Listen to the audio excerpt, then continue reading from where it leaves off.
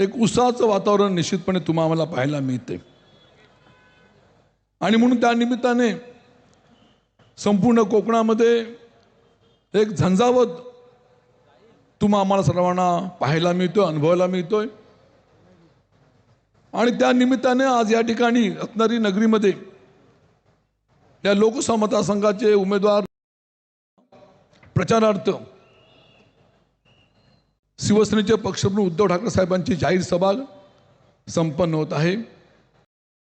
सभेपूर्वी आम्हा सर्वांना मार्गदर्शन करण्यासाठी उपस्थित असलेले काँग्रेस पक्षाचे अविनाशजी लाड, राष्ट्रवादी पक्षाचे जिल्हाध्यक्ष सुरेश बने, आप पक्षाचे जिल्हाध्यक्ष परेश साळवी, शिवसेनेचे जिल्हाप्रमुख विलास चाळके, उपस्थित असलेले व्यासपीठावर सर्व शिवसेना उद्धव बाळासाहेब ठाकरे, काँग्रेस पक्ष, राष्ट्रवादी पक्ष, आप पक्षाचे सन्माननीय विविध पदाधिकारी, माझ्यासमोर बसलेले रत्नागिरी जिल्ह्यातील आलेले तालुक्यातील सर्व बंधू भगिनी मातांनो आणि पत्रकार बंधू हो, 7 मे रोजी लोकसभा निवडणुकीचं मतदान होणार आहे। आणि या निवडणुकीकरता विद्यमान खासदार विनायक राऊसाहेबांच्या नावाची घोषणा झाली त्या दिवसापासून या मतदारसंघामध्ये प्रचंड उत्साह तुम्हाला पाहायला मिळतोय। त्या लोकसभा मतदारसंघाला एक वेगळा वारसा आहे। त्या लोकसभा मतदारसंघाकरता आपण असाल, आपल्या आधीचे मतदार असतील, यांनी या मतदारसंघातून बॅरिस्टर नाथपै साहेबांना निवडून दिलं होतं, मधु दंडवते साहेबांना निवडून दिलं होतं, सुरेश प्रभूंना निवडून दिलं होतं। आणि आपण सर्वांनी 2014 साली 2019 साली आपले सर्वांचे लाडके नेते विनायक राऊसाहेबांना निवडून दिलं होतं।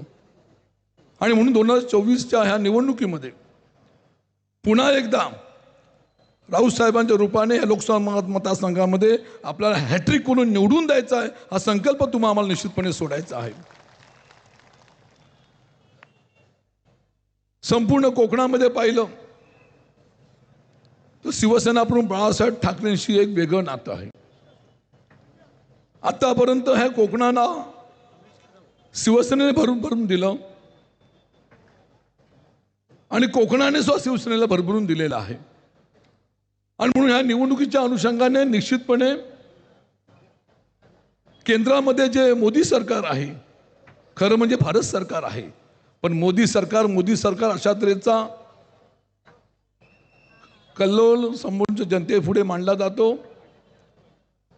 आणि मग सर्व पक्ष एकत्र आले, गठबंधन झालं आणि महाराष्ट्रामध्ये महाविकास आघाडी झाली आणि महाविकास आघाडीच्या माध्यमातून ही संपूर्ण घोडदौड पुढे चाललेली आहे। आपल्याला सर्वांना मिळालेले उमेदवार विनायक राऊत यांच्याबद्दल मी तुम्हाला सांगण्याची काही आवश्यकता नाही आहे। वंदनीय शिवसेना प्रमुख बाळासाहेब ठाकरे यांचे सच्चे शिवसैनिक, त्यांच्या आशीर्वादाने मुंबईसारख्या महानगरामध्ये शाखा प्रमुख असेल, नगरसेवक, विभाग प्रमुख, विधानसभेचे आमदार, विधान परिषदचे आमदार, शिवसेना सचिव आणि या कोकणामध्ये एकदा नाही दोनदा खासदार आपण लोकांनी बनवलं। असं हे व्यक्तिमत्व तुम्हाला यासमोर कोकणाला मिळालं, आम्ही निश्चित भाग्यवान या ठिकाणी आहोत। आणि म्हणून खासदार साहेबांना आपण गेली 10 वर्ष अनुभवतोय। लोकसभेमध्ये आपण पाहिलं असेल, संसदमध्ये देशाचे प्रश्न असतील, राज्याचे प्रश्न असतील, जिल्ह्याचे प्रश्न असतील किंवा स्थानिक अनेक प्रश्न असतील, त्या प्रश्नाच्या माध्यमातून एक आदर्श व्यक्तिमत्व कसं असावं ह्याची निश्चितपणे चुणूक त्यांनी त्यावेळेला दाखवलेली आहे। आणि त्याच पद्धतीने संपूर्ण मतदारसंघामध्ये त्या गोव्याच्या हद्दीपासून चिपळूणच्या परशुराम घाटापर्यंत 6 विधानसभा मतदारसंघामध्ये 13 तालुक्यामध्ये प्रत्येक गावात, प्रत्येक वाडी वस्तीपर्यंत, प्रत्येकाच्या माणसापर्यंत त्यांनी आपलं स्थान निर्माण केलेलं आहे। आणि म्हणून आम्हाला विजय आमचा निश्चित आहे, वेगळं सांगण्याची मी आवश्यकता नाही आहे। 16 तारखेला आपण राऊत साहेबांचा उमेदवारी अर्ज आपल्या उपस्थितीमध्ये सादर केला। भव्य दिव्य जल्लोषामध्ये तो अर्ज दाखल केल्यानंतर एक वेगळा झंझाव संपूर्ण ह्या मतदारसंघामध्ये, प्रत्येक तालुक्यामध्ये, प्रत्येक शहरामध्ये, प्रत्येक गाव, वाडी वस्तीवरती सुरू झालेला आहे.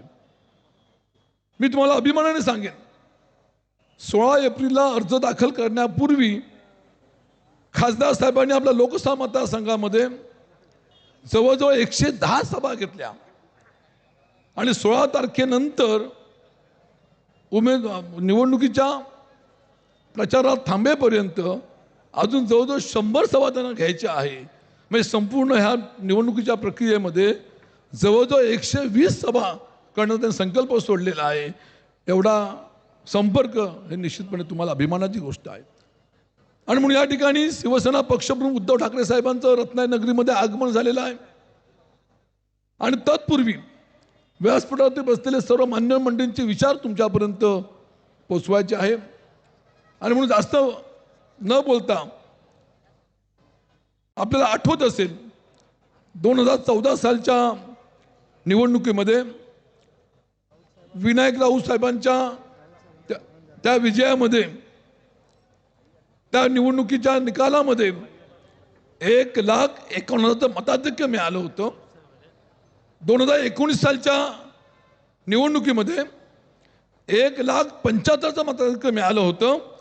आणि आता ह्या महाविकास आघाडीच्या माध्यमातून, इंडिया आघाडीच्या माध्यमातून 2024 सालच्या निवडणुकीमध्ये आपल्या सर्वांच्या आशीर्वादाने, सर्वांच्या मदतीने जवळजवळ 2.5 लाखाच्या पुढे मताधिक्य मिळालंच पाहिजे, हा संकल्प तुम्हाला आम्हाला सोडायचा आहे. आणि म्हणून याकरता या ठिकाणी आपले सर्वांचे लाडके उमेदवार राऊत साहेबांचं इथं आगमन होत आहे.